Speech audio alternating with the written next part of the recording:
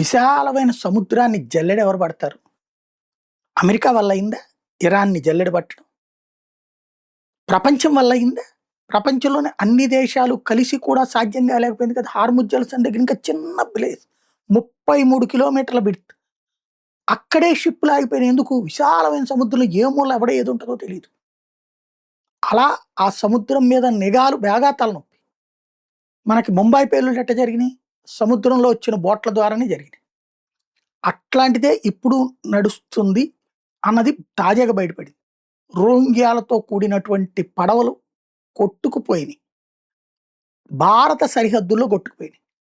యాక్చువల్‌గా ఇప్పుడు అసలు ఏ రూట్‌లో నుంచి వెళ్తున్నారు అంటే, బంగ్లాదేశ్‌లో ఉన్నటువంటి స్మగ్లర్లు వాళ్ళని కాక్స్ బజార్ దగ్గర డబ్బులు తీసుకొని రోహింగ్యాలని అక్కడ నుంచి ఎక్కడికి రావాలో చెప్తారట. సముద్రపు ఒడ్డున నాటు పడవల్లో మలేషియాకి తరలిస్తున్నారట ఈళ్ళందరిని.